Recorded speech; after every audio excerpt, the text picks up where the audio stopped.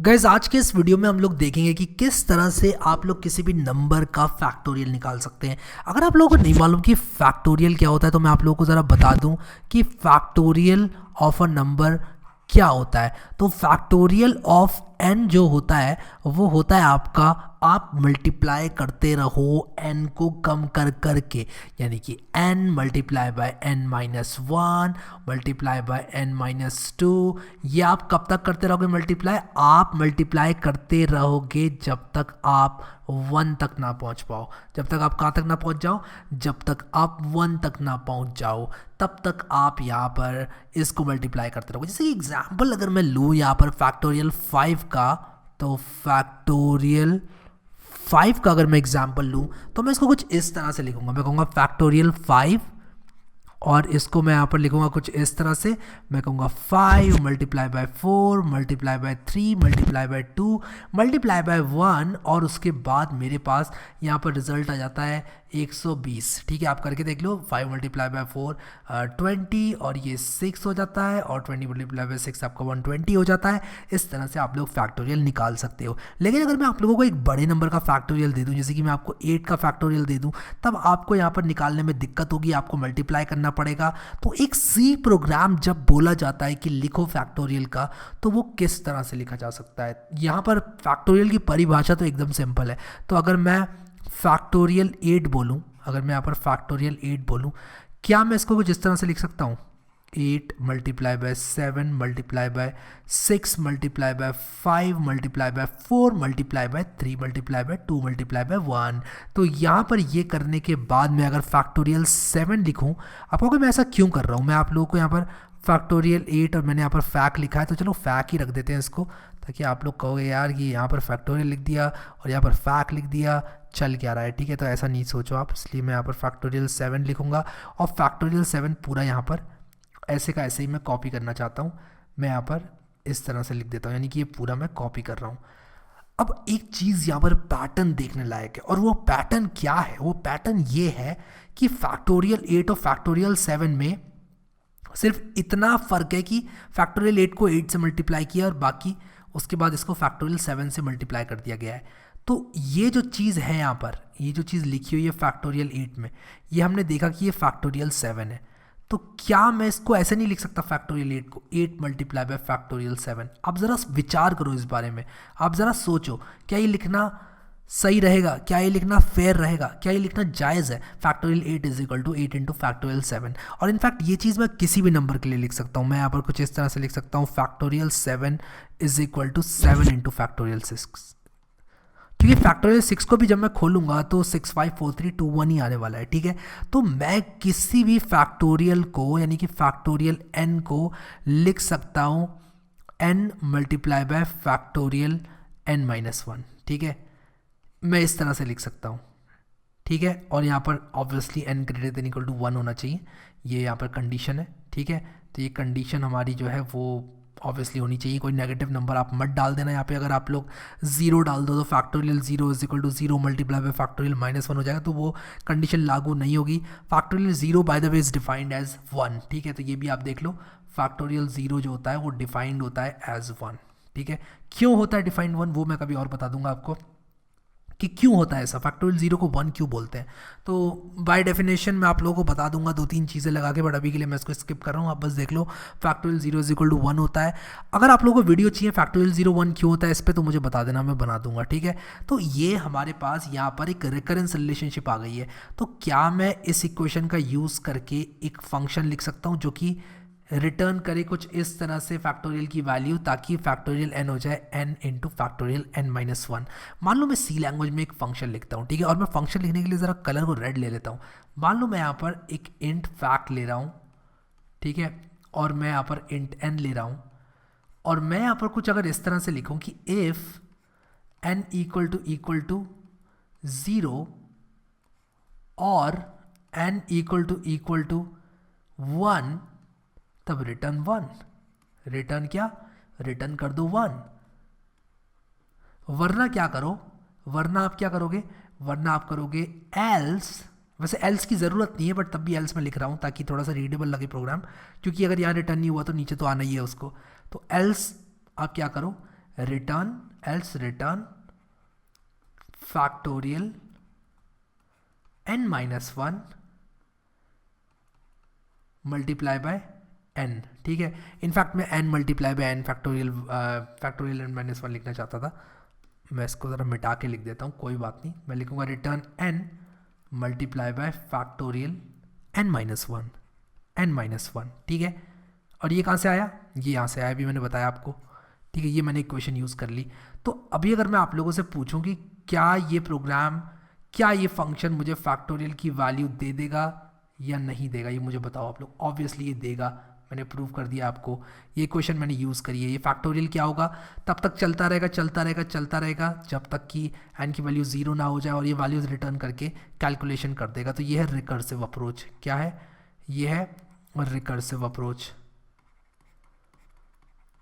क्या एक iterative approach भी हो सकता है, तो जवाब है हाँ, हो सकता है। और वो किस तरह से दिखाई देगा, उसको भी बना देता हूँ यहाँ पर। अगर मैं कुछ इस तरह से लिखूँ, int n, ठीक है, और इसके अंदर मैं यहाँ पर लिख दूंगा कि फॉर, यहाँ पर लिखूंगा फॉर, मैं यहाँ पर लिखूंगा i is equal to n और लिखूंगा i इज लेस देन और इक्वल टू 1, और यहाँ पर लिख दूंगा i माइनस माइनस लिखूंगा क्योंकि मैं लूप को उल्टा चलाना चाहता हूँ। आई जस्ट होप कि मैं सही लिखूँ, क्योंकि मैं इसको यहाँ पर लिख रहा हूँ, कोई गलती भी होगी तो आप देख लोगे, पूरा वीडियो समझ में आ जाएगा।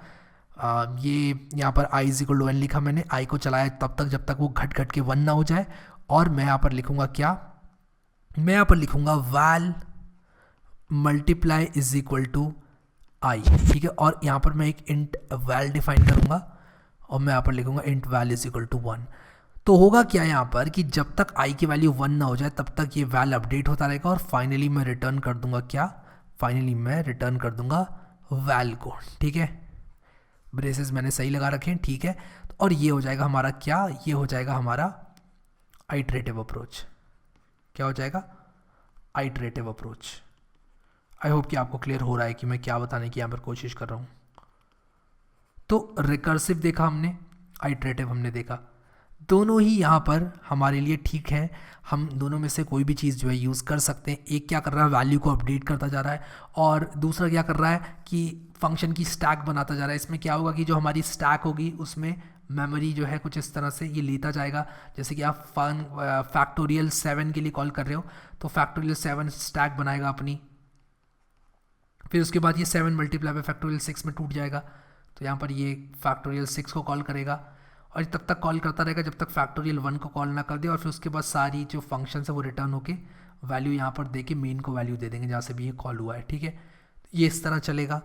ये ऑन दी अदर हैंड क्या करेगा कि वैल्यूज़ को ये क्या कर रहा है, अपडेट कर रहा है। Is equal to n, i less than equal to 1, i minus minus, और ये वैल को अपडेट करता जा रहा है, उसमें मल्टीप्लाई करता जा रहा है एक लूप के अंदर, जब तक कि वैल तब तक अपडेट होता रहेगा जब तक कि i की वैल्यू 1 ना हो जाए, ठीक है। जैसे i की वैल्यू 1 हो जाएगा, i यहाँ पर लेस देन इक्वल टू नहीं, मुझे ग्रेटर देन इक्वल टू लिखना चाहिए था, तो दैट इज़ अ मिस्टेक। जब तक i बड़ा है 1 से तब तक ये चलता रहेगा, तो there is a mistake here. i is greater than 1 भी कर दूँ तब भी चलेगा, क्योंकि मैं नहीं चाहता कि 1 के लिए चले वो, क्योंकि ऑब्वियसली 1 से मल्टीप्लाई भी होगा, वैल तो उतना ही रहेगा, तो मैं i इज़ ग्रेटर देन 1 करूँगा। तो चलो अब इसको टेस्ट कर लेते हैं अपने विजुअल स्टूडियो कोड में आके, देखते हैं कि ये चल भी रहा है ठीक से या नहीं चल रहा है। आ जाओ इसका कोड लिख लेते हैं।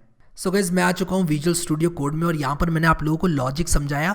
इससे पहले कि मैं कंटिन्यू करूँ, मैं आपको बताना चाहता हूँ कि ये जो मेरा प्लेलिस्ट है इसमें मैंने बहुत सारे वीडियोस डाल रखे हैं, आप लोग इसको ज़रूर देखो यार, क्योंकि मैंने एक्सप्लेनेशन के साथ सब कुछ इसमें समझाए हुए हैं, सी के प्रैक्टिस प्रोग्राम बनवाए हुए हैं। इस प्लेलिस्ट को ज़रूर एक्सेस करना, बहुत इंपॉर्टेंट प्लेलिस्ट है ये। और उसी के साथ साथ मैं यहाँ पर क्या करूँगा कि आ जाऊँगा अपने VS कोड में और यहाँ पर एक नई फाइल बनाऊँगा जिसका नाम मैं रखूँगा 07_, और यहाँ पर ये प्रोग्राम में हम लोग factorial.c के नाम से मैं बनाऊंगा। एक बॉयलर प्लेट कोड मैंने लगा दी सी की, जो कि मैंने आपको पहले वीडियो में, ये वाले वीडियो में बता रखा था कि कैसे मैंने बनाई ये बॉयलर प्लेट। तो आप लोगों को बॉयलर प्लेट में कोई दिक्कत नहीं आएगी। मैं यहाँ पर क्या करूँगा, मैं यहाँ पर int n लिखूँगा, और int n लिखने के बाद मैं यहाँ पर n की कोई वैल्यू ले लूँगा यूज़र से।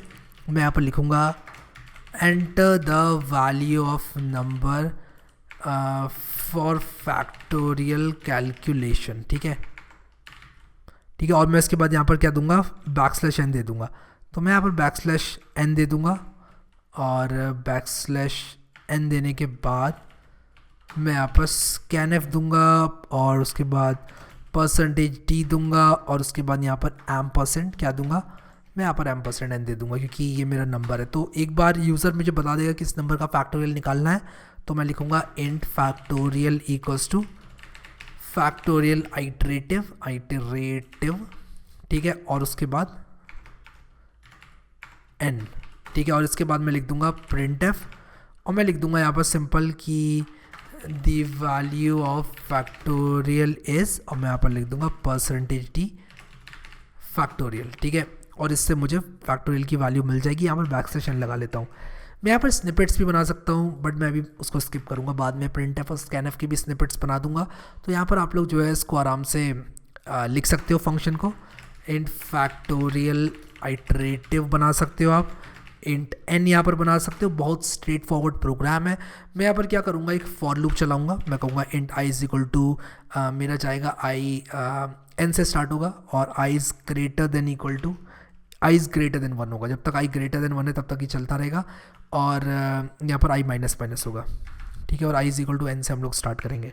तो थोड़ा सा ट्रेडिशनल फॉर लूप जो देखे हैं आपने उससे ये थोड़ा डिफरेंट है। मैंने इस तरह के फॉर लूप को अपने सी लैंग्वेज का ये जो मेरा कोर्स है उसके प्रैक्टिस सेट में बता रखा है। फ्री कोर्स है एकदम, तो ऐसा नहीं है कि आपको कुछ पे करना है। ये 15 घंटे का कोर्स आपको बस देखना है, नोट्स के साथ एकदम फ्री में मिलता है आपको, कोई प्रॉब्लम ही नहीं है। 2 प्रोजेक्ट मिलते हैं, हैंड रिटन नोट्स मिलते हैं, सॉल्व प्रैक्टिस सेट मिलते हैं, वो भी एकदम फ्री में। तो कोई टेंशन ही नहीं है आपको कि भाई मैं क्यों देखूँ या उस तरह का कोई सवाल ही नहीं उठता। आप जाके देखो आराम से, ठीक है, एक चैप्टर देखोगे बाकी के खुद देखोगे आप, इतना मेरी आपको गारंटी है, ठीक है। सेव किया मैंने इसको। अब मैं यहाँ पर जैसे मैंने बताया था आपको अपनी नोटबुक में यहाँ पर कि मैं एक val इज इक्वल टू 1 ले रहा हूँ और ये val इज इक्वल टू 1 वो वैल्यू है जो कि मैं रिटर्न करूँगा, ठीक है। तो val इज इक्वल टू 1 मैंने यहाँ पर ले लिया और अब मैं यहाँ पर क्या करूँगा, val इज इक्वल टू 1 ये जो वैल्यू है मैं कहूँगा val multiply is equal to i, और ये क्या करेगी, val को अपडेट कर देगी। val को किस तरह से अपडेट करेगी, val को i से जो है मल्टीप्लाई करती रहेगी जब तक i की वैल्यू घट घट के 1 ना हो जाए। तो अब मैं यहाँ पर फाइनली रिटर्न val कर दूंगा। तो अभी अगर मैं इस प्रोग्राम को रन करके दिखाऊं आप लोगों को, तो ये कह रहा है नंबर बताओ, मैं कहूँगा 3 और मुझे 6 मिलना चाहिए। देखो वैल्यू ऑफ फैक्टोरियल इज 6। अगर मैं यहाँ पर 1 लिखूँ तो यहाँ पर देखो तो वैल्यू ऑफ फैक्टोरियल इज 1 आ गया। फिर उसी के साथ साथ मैं अगर 6 लिखूँ तो वैल्यू ऑफ फैक्टोरियल 720 आ गया। अगर मैं 5 लिखूँ तो यहाँ पर 120 आ गया, और 120 को 6 से आप मल्टीप्लाई करोगे और 12 6 72 होता है तो 720 बिल्कुल सही आ रही है वैल्यू सारी की सारी। तो यहाँ पर आप 1 के लिए भी देख लो 1 आ जाएगा, 2 के लिए 2 आ जाएगा, 3 के लिए 6 आ जाएगा, और फिर आपके पास 4 के लिए 24 आ जाएगा, 5 के लिए 120 आ जाएगा, और 6 के लिए यहाँ पर कितना आ जाएगा, ये 720, ठीक है। तो ये वैल्यूज़ जो है आपको आ रही हैं, मस्त चल रहा है ये। लेकिन अब हमने जिस तरह से ये आइटरेटिव अप्रोच लिया है उसी तरह से हम रिकर्सिव अप्रोच भी लेंगे। तो मैं इसको जो है आइटरेटिव ना लिखकर अब रिकर्सिव बनाऊंगा, ठीक है। तो मैं यहाँ पर रिकर्सिव लिख देता हूँ, फैक्टोरियल रिकर्सिव, और फैक्टोरियल रिकर्सिव लिखने के बाद मैं क्या करूँगा, यहाँ पर कुछ इस तरह से लिख दूंगा इन फैक्टोरियल रिकर्सिव, और ये लिखने के बाद मैं यहाँ पर क्या करूँगा, लिखूँगा int n। अब मुझे ये फंक्शन मिटाने की कोई ज़रूरत नहीं है, ठीक है। क्यों नहीं है ज़रूरत, ये फंक्शन मिटाने की मुझे ज़रूरत इसलिए नहीं है क्योंकि मैं इसको यूज़ नहीं कर रहा हूँ। तो ये अगर मेरा बना हुआ खड़ा भी है तो भी कोई प्रॉब्लम मुझे दे नहीं रहा है ये। तो फैक्टोरियल आइटरेटिव लिखा था, यहाँ फैक्टोरियल रिकर्सिव लिख दिया। अब मैं यहाँ पर क्या करूँगा, फॉर लूप नहीं लगाऊंगा, मैं यहाँ पर कहूँगा कि if the value of n is equals to 1 और the value of n is equals to oops, ये 2 लिख दिया मैंने गलती से, मुझे 0 या 1 लिखना है। अगर 0 या 1 में से n की वैल्यू होती है तो मैं यहाँ पर रिटर्न कर देता हूँ 1, वरना मैं क्या करूँगा, वरना मैं रिटर्न कर दूँगा, लिखता हूँ यहाँ पर रिटर्न और लिख दूँगा फैक्टोरियल रिकर्सिव। गलती से आइटरेटिव मत लिख देना, आप रिकर्सिव ही करना है, यही फंक्शन कॉल करेगा ये अपने आप को, n-1, और ये मल्टीप्लाई होगा n से। तो यहाँ पर हमने ये रिकरेंस रिलेशनशिप लिखी थी। तो अब यहाँ पे कुछ टर्म्स की बात कर लेते हैं, कुछ टर्म्स डिफाइन करता हूँ मैं। और इस पर्टिकुलर फैक्टोरियल के प्रोग्राम के लिए n multiply by factorial n-1 is equal two factorial n, यानी कि ये जो कंडीशन लिखी गई है यहाँ पर, ये जो है इसको कहते हैं रिकरेंस रिलेशनशिप। तो ये चीज़ जो है आप लोग समझ जाओ, इसको लिख लो आप लोग कहीं पर, बहुत इंपॉर्टेंट है ये आपके लिए। इसको रिकरेंस रिलेशनशिप कहते हैं और आपको जो है ये आना चाहिए, ठीक है। तो रेकरेंस रिलेशनशिप इसको कहते हैं। इसको यहाँ पर आप लिख लो कहीं पे, मैं यहाँ पर लिख देता हूँ रेकरेंस रिलेशनशिप, ठीक है, ये यहाँ पर आ जाएगा आपका। उसी के साथ साथ आपका मैंने एक और चीज़ आपको बताई थी, ये वाली कंडीशन कि अगर वैल्यू ऑफ ये जो चीज़ है, ये यहाँ पर जो मैंने लिखी हुई है, ये जो चीज़ मैंने भी हाईलाइट करी है, ये क्या है, ये बेस कंडीशन है। उप्स, मैंने क्या कर दिया, ये बेस कंडीशन है, ठीक है। तो अगर मैं यहाँ पर मुझे लिखना पड़ जाता है, ठीक है, ये बेस कंडीशन है। I think I can reduce the font size, हाँ मैं कर सकता हूँ यहाँ से रिड्यूस। मैं क्या करूँगा, नहीं ये नहीं, मुझे यहाँ से थोड़ा छोटा करना है इसको, और मैं और भी छोटा कर सकता हूँ, शायद 2 भी कर सकता हूँ मैं फॉन्ट साइज़ कर सकता हूँ। क्या नंबर मस्ट बी बिटवीन 1, ठीक है यार चलेगा, 6 से लेके 11 करो, बट ठीक है यार चलेगा। तो बेस कंडीशन भी यहाँ पर मैंने लिख दी, ठीक है। सो ये हो गई बेस कंडीशन आपकी, और ये हो गई रेकरेंस रिलेशनशिप। तो आप समझ जाओगे, मैंने वीडियो में तो बता ही रखा है। तो इस तरह से हम लोग क्या करते हैं, फैक्टोरियल के प्रोग्राम का रिकर्सिव बना सकते हैं, और ये एकदम परफेक्टली फाइन चलेगा। मैं दिखाता हूँ आप लोगों को, यहाँ पर इसको रन करते हैं, और यहाँ पर अगर मैं 2 लिखूँ तो वैल्यू 2 आ रही है, 1 लिखूँ तो वैल्यू 1 आ रही है, 4 लिखूँ तो वैल्यू 24 आ रही है, 5 लिखूँ तो वैल्यू 120 आ रही है, 6 में मैं 720 एक्सपेक्ट करूँगा। और हाँ, यहाँ पे देखो फैक्टोरियल रिकर्सिव भी मेरा बिल्कुल सही चल रहा है। एक बात यहाँ पर जो कि मैं पॉइंट आउट करना चाहता हूँ, अगर आपने यहाँ पर वैल्यू को 0 डाल दिया, अगर आपने यहाँ पर वैल्यू को 0 डाल दिया इस वाले में, तो क्या होगा, ये आपका 1 रिटर्न कर देगा। तो आइट्रेटिव आपका 0 की वैल्यू भी अच्छे से, अगर आप 0 डालोगे फैक्टोरियल को, तब भी आपका ये बिल्कुल सही सही चलेगा। तो देखो the value of factorial 0 is 1 दे रहा है। और अगर आप नीचे वाला भी यूज़ करते हो, यानी कि फैक्टोरियल रिकर्सिव भी यूज़ करते हो, तभी आप लोगों को फैक्टोरियल ऑफ 0 1 दे देता है। तो ये एकदम परफेक्ट प्रोग्राम बन चुका है। आप लोग यहाँ पर कीबोर्ड से इनपुट करो नंबर, और ये आपको बताएगा कि उस नंबर का फैक्टोरियल क्या है। आई जस्ट होप कि आप लोगों को ये प्रोग्राम पसंद आया होगा, और आप लोग जो है ये अच्छे तरह से इस चीज़ को प्रैक्टिस कर पा रहे होंगे। मैं ये सारा सोर्स कोड अपनी वेबसाइट पर दे दूँगा, और उसका लिंक आपको दे दूँगा डिस्क्रिप्शन में या फिर पिन कमेंट में, आप लोग एक्सेस कर लेना है, ठीक है। तो ये प्लेलिस्ट काफ़ी लोगों ने एक्सेस करी है, आई एम हैप्पी कि आप लोगों ने एक्सेस करी, आपको अच्छी लग रही है, बट तब भी सारे लोगों ने एक्सेस नहीं करी यार ये प्लेलिस्ट। मैं चाहता हूँ सब लोग एक्सेस करें, आप प्रैक्टिस करें, डेली का एक प्रोग्राम लिखोगे अगर, तो मुझे नहीं लगता कि आप लोग का टाइम जो है गलत जगह पर जाएगा। ये एक बहुत अच्छा इन्वेस्टमेंट है अपने टाइम का। डेली का एक प्रोग्राम अगर हम लोग लिखेंगे, चाहे सी का हो, अगर आप पाइथन में भी करते हैं प्रोग्रामिंग, मैं पाइथन के भी डालता हूँ, लेकिन कभी मैं सी का, कभी मैं पाइथन का, एक प्रोग्राम आप डेली मेरे साथ अगर लिखोगे तो आपकी प्रोग्रामिंग स्किल्स अच्छी ही होने वाली हैं, ठीक है। सो विद दैट सेड, मैं चाहूँगा कि आप लोग इस प्लेलिस्ट को एक्सेस कर लें। अगर आप लोगों को ये वीडियो पसंद आया तो इसको लाइक ज़रूर करना, और सी के जिसके भी बेसिक्स वीक हैं वो ये वीडियो कम से कम नोट्स तो एक्सेस करो, सब कुछ फ्री में आपके लिए मैंने अवेलेबल करा रखा है। C language tutorial in 15 hours with notes मैंने आपको दे रखा है, एक्सेस कर लो इसको। अभी के लिए इस वीडियो में इतना है कि इस वीडियो को लाइक करना मत भूलना। Thank you so much guys for watching this video, and I will see you next time.